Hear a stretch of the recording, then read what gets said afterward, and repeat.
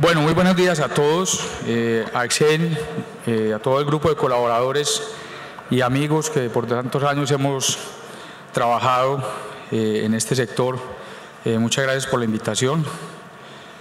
Siempre participar en eventos del sector y cuando trabajamos de estos temas tan importantes como la sostenibilidad y el desarrollo, para nosotros es muy placentero venir a compartir la mirada poco inteligente de la UME en la planeación energética.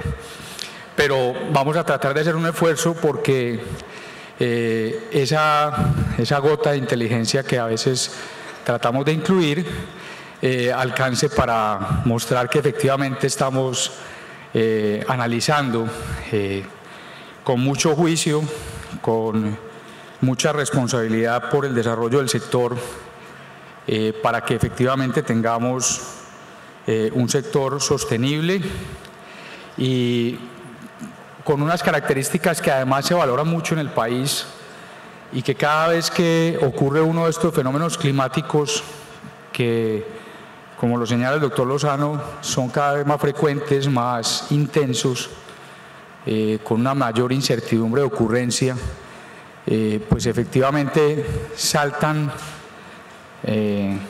elementos fundamentales de la prestación del servicio como lo son la confiabilidad y que sigue siendo un elemento muy importante, muy valorado por la demanda, que por supuesto hay muchas formas de entregarle confiabilidad a un sistema eléctrico. Precisamente la semana pasada tuvimos la oportunidad de realizar una visita a uno de los operadores de los sistemas eléctricos más grandes del mundo, en donde nos mostraban que confiabilidad efectivamente se entrega de muchas maneras, entre ellas que la demanda tenga un papel más activo en las decisiones que toma frente a cuándo y cómo tomar la energía del sistema, o incluso cómo autoproducirla, cómo ser autoproductor, pero también cómo complementar recursos, que es lo que nos están pidiendo en nuestro sector.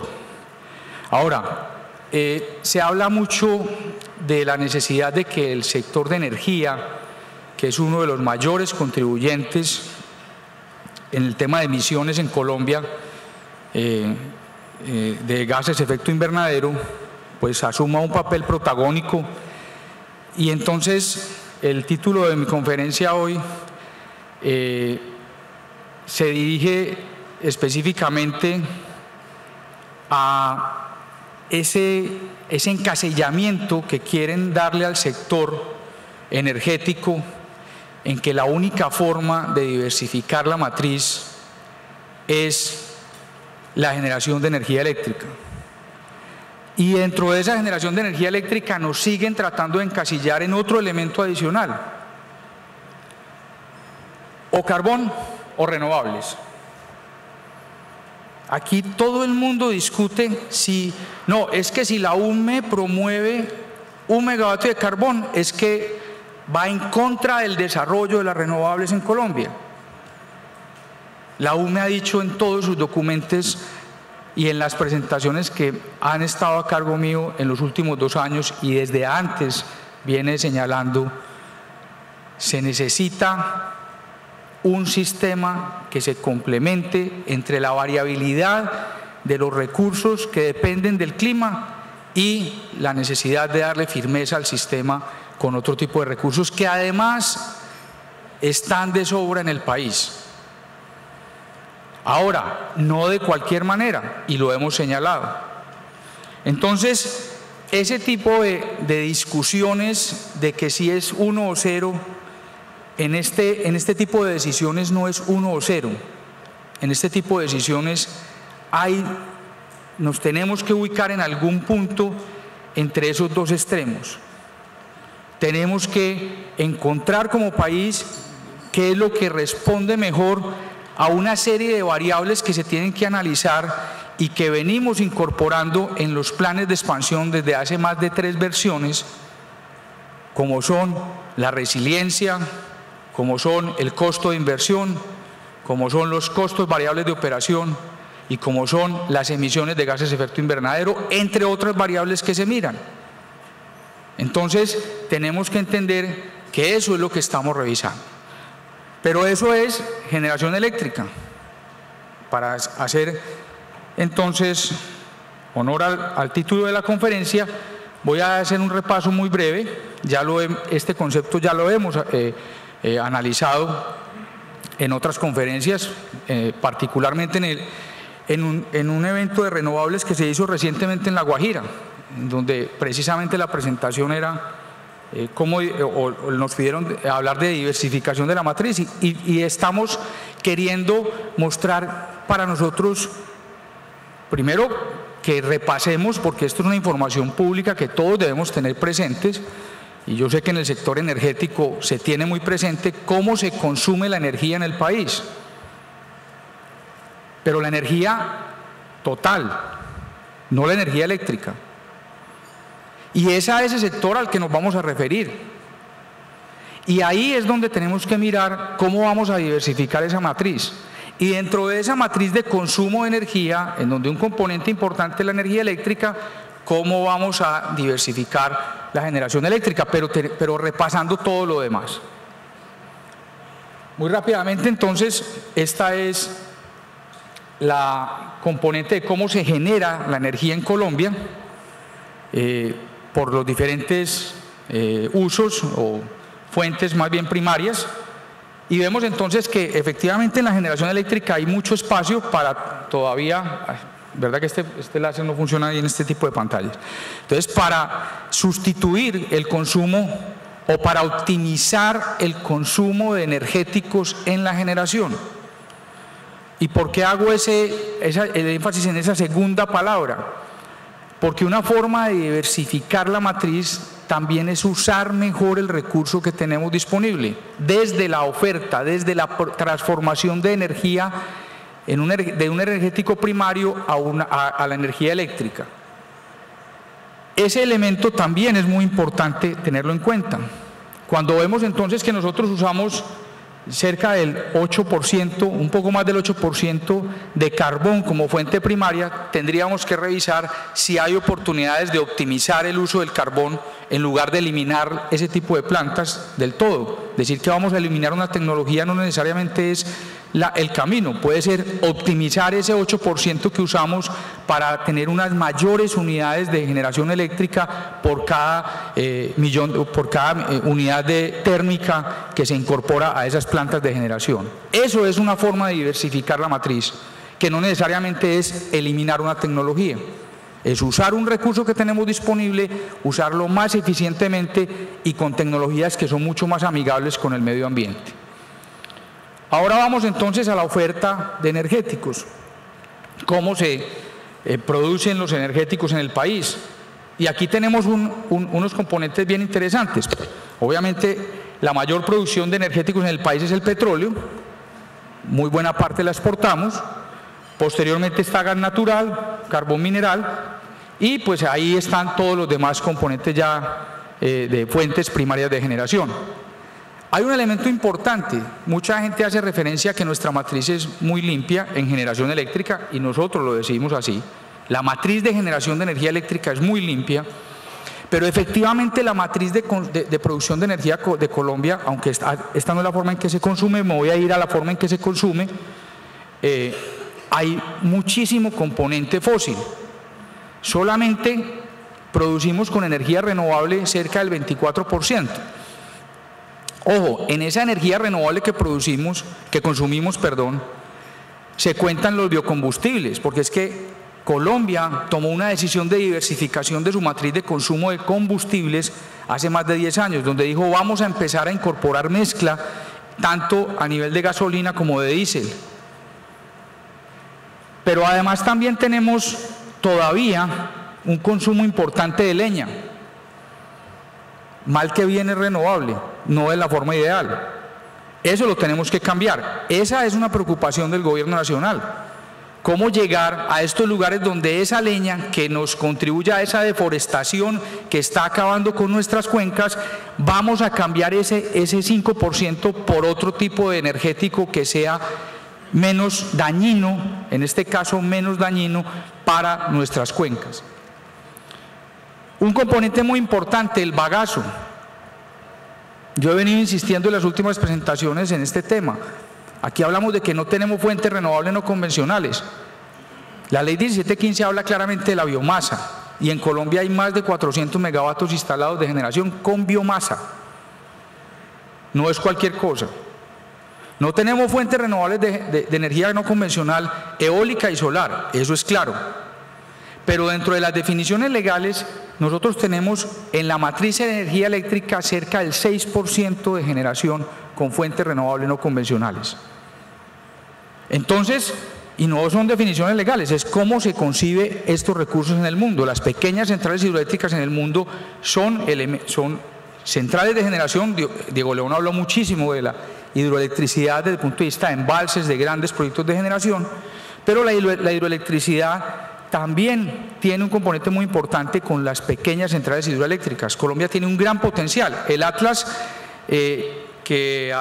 dicho sea de paso, se construye solamente, digamos, para proyectos de filo de agua y demás, porque, digamos, por la disponibilidad de información y las metodologías utilizadas para la valoración, se circunscribe a este tipo de proyectos. Se trata de información a partir de nivel de precipitaciones en las diferentes, digamos, cuencas del país, y a partir de allí establecer los caudales. Se descuentan caudales, digamos, ecológicos con la norma que existía en su momento, y a partir de esto se establecen, otro elemento, se incorporan restricciones de áreas protegidas, que eso no se tenían en los estudios de hace 30 años, y a partir de allí sale esa cifra de cerca de 56.000 megavatios. Por supuesto, esto es completamente dinámico por muchas razones en el país.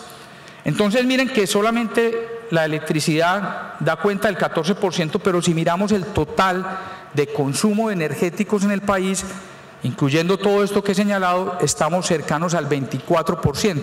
Tenemos un 76% por diversificar. ¿Qué oportunidades hay ahí entonces? Todas. Tenemos todas las oportunidades para transformar ese consumo de gasolina motor, de diésel, incluso de gas natural, siendo un combustible mucho más amigable con el medio ambiente en términos de emisiones. Y por supuesto lo que señalaba Leña, que si bien es un recurso renovable, por las características en que se explota la leña en Colombia, desafortunadamente va contra los intereses del país en términos de protección de cuencas y de protección de los recursos naturales renovables como el agua. Entonces es un elemento importante lo que hay que mirar.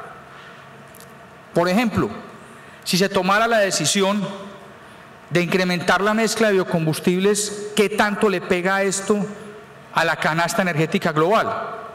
Entonces, cambiar la mezcla de la gasolina, ¿sí?, o la mezcla de biocombustibles en un 1%, hoy estamos en el 10 para gasolina y 8 para diésel, la de gasolina suspendida temporalmente por problemas de oferta, pero si cambiáramos esa mezcla obligatoria, incrementándola en el 1%, estaríamos cambiando nuestro nivel de consumo apenas en el 0.1%.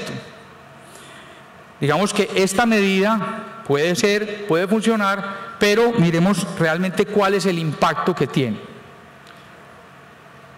Ahora, si nos vamos a los diferentes sectores de consumo, vemos entonces que dentro del consumo total tenemos tres grandes componentes de consumo: transporte, industria y residencial. Ahí se concentra, mal contado, el 80% del consumo del país, y entonces es allí donde debemos mirar qué tipo de decisiones debería tomar el país para efectos de efectivamente apuntarle a una diversificación de la matriz. En transporte, por ejemplo, venimos promoviendo desde hace muchos meses en unas mesas intersectoriales con el Ministerio de Transporte, con el Ministerio de Ambiente, con el Ministerio de Industria, Comercio y Turismo, porque tiene que ver mucho con todo el desarrollo industrial del país hacia estas tecnologías, cómo lo vamos a ofrecer, cómo vamos a incorporar estas tecnologías vehiculares limpias. Y entonces ya estamos haciendo análisis no solamente de vehículos eléctricos, sino también de ese sector transporte que es el 20%, si mal no recuerdo, 40% del consumo total de energía. La mayoría del consumo es en gasolina motor o en diésel, y dentro de ese diésel la mayoría del consumo es transporte de carga intermunicipal. Ya hay muchos municipios, me voy a ir solamente al consumo local de las ciudades, por ejemplo Cartagena, Medellín, Palmira, que han migrado sus sistemas de transporte a combustibles más amigables como el gas. Pero no solamente estamos mirando el tema de tecnologías, porque es que el tema de tecnología es uno de los componentes. El otro componente importante es el tema de las personas. Han señalado las diferentes personas que han hablado hoy la relación indiscutible que hay entre cualquier decisión que se adopte a nivel en materia de energía y el tema de las comunidades. No solamente cómo vamos a llegar a desarrollar los proyectos, sino el usuario, el consumidor final, es el decisor de cada uno de los elementos de consumo en cualquiera de los segmentos de la cadena. Entonces tenemos que también trabajar en cómo vamos a cambiar los modos de transporte. Cambiar los modos de transporte, pues obviamente parte de la infraestructura para ello. Si nosotros no tenemos un sistema metro, pues no le podemos enseñar a la gente a que use el metro, ¿cierto? ¿Para qué le vamos a enseñar si no lo tiene? Eso es claro que no es de esa manera solamente que vamos a cambiar. Pero una vez tengamos la infraestructura o la empecemos a desarrollar, la gente tiene que ser más consciente de que toma decisiones energéticas desde el momento en que se levanta hasta el momento que se acuesta, y decisiones energéticas como en qué modo de transporte me voy a ir hoy para trabajar o para estudiar. Ese tipo de cosas la gente no es consciente. Cuando yo prefiero irme en un carro solo hacia mi oficina, en lugar de compartirlo, no por temas de economía de plata solamente, sino estoy congestionando las calles, estoy haciendo que el consumo de los energéticos en el automóvil que me desplazo sea mucho más ineficiente por la misma congestión, etcétera, etcétera. Ese tipo de decisiones involucran un componente energético muy importante y no somos conscientes de ellas. Ese tipo de cosas las tenemos que trabajar con la gente. Campañas como de Apagar Paga, que la tuvimos que hacer en un momento de mucho estrés para el sector, generaron realmente una conciencia que todavía no hemos terminado de dimensionar en el consumidor final. Y esa conciencia hay que potenciarla mucho más. Han hablado también mucho del tema de comunicaciones, cómo le llegamos a la gente con nuestros mensajes. Y eso es un elemento fundamental en el cambio de modos de uso de transporte, por ejemplo, en el cambio de modo de uso de energéticos en los diferentes sectores. Entonces, ahí es muy importante lo que podamos hacer en estos dos aspectos, entre otros, tecnologías que estamos trabajando, estamos proponiendo medidas que apunten a que el usuario tome decisiones o el consumidor tome decisiones más racionales también en términos de tecnologías en el momento de compra, pero además en cómo se usan las tecnologías en los diferentes modos de transporte. Otro elemento muy importante, la industria. Y entonces aquí siempre tenemos el problema, digamos, la discusión permanente en el sector, entre el sector industrial y el sector de energía eléctrica y el sector de gas natural, y siempre le apunta a precio. Pero es que el costo total de los energéticos para los industriales tiene dos variables fundamentales, que sobre las dos hay que trabajar: precio y cantidad. Y eso se ha venido insistiendo desde hace mucho tiempo. Y en eso es muy importante todo lo que se puede hacer. Y miren, hay cifras aquí, pues bueno, desafortunadamente creo que ahí no está específicamente especificado de esta forma, pero gran parte del consumo energético de los industriales, que es carbón mineral, el 29%, si está ahí, apunta a la generación de calor, calderas. Es triste saber que en Colombia hay calderas de más de 40 años operando, muy bonitas, brilladas, no hay, las tienen, como decimos en Antioquia, como un lulo, ¿cierto? Así pues, lindas, pero de 40 años, de 45 años. Sí, se les ha hecho muy buen programa de mantenimiento, todo lo que ustedes quieran, todo juega a favor, de defenderlas, pero son tecnologías muy ineficientes, muy viejas, eficiencias del 18-20% o menos. Eso, cuando hoy hay tecnologías de eficiencias del 30-35%, no muy costosas, y pues ya a nivel mucho más grande para generación, ya estamos llegando a eficiencias casi del 50% para carbón, estoy hablando. Entonces uno empieza a mirar qué tan eficiente es usar esas tecnologías viejas para generar simplemente calor. Hoy hay muchas metodologías, entonces no solamente sustituir combustibles, sustituir tecnologías.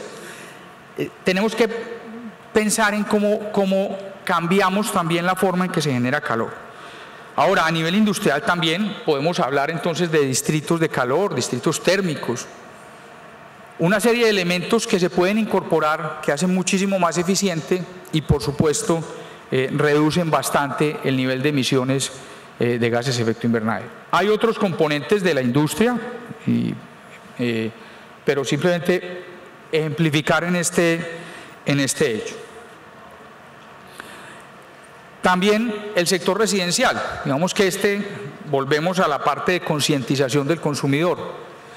Como les decía, decisiones energéticas se toman desde que uno se levanta, en algunos casos cuando uno se va a acostar. Anoche llegué a la habitación, yo siempre hago esta reflexión y como que lo incorporan en el momento en que doy la charla, pero después se vuelve, eso no pasa en los hoteles aquí que lo incorporen en su actuar diario.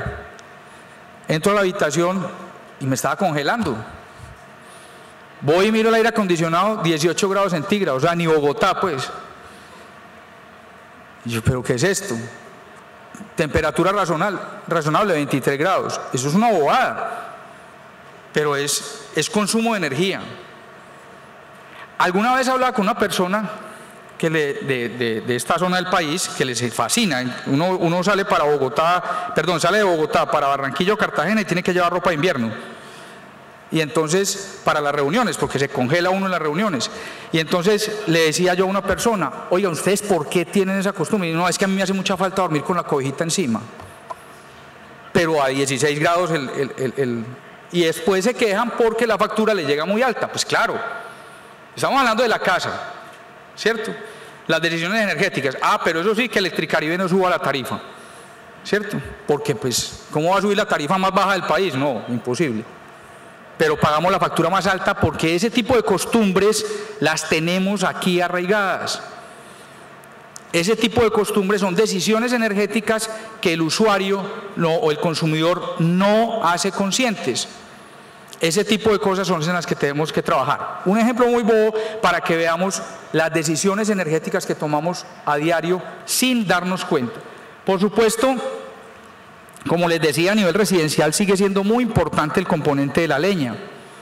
Y entonces ahí, a pesar de que esa leña representa el 5% del consumo total de energía en el país, es el 31% del consumo residencial. Muchos hogares, incluso en donde hoy llega la energía eléctrica, siguen cocinando con leña, precisamente por el costo en algunas zonas del país de la energía eléctrica. Entonces tenemos que pensar cómo vamos a resolver estos temas. Miren todo lo que les he hablado y apenas voy a llegar a la energía eléctrica, cómo diversificarlo. Bueno, este es el tema del sector público, en donde debemos pensar en diseño de edificaciones. El sector residencial también es muy importante la construcción sostenible.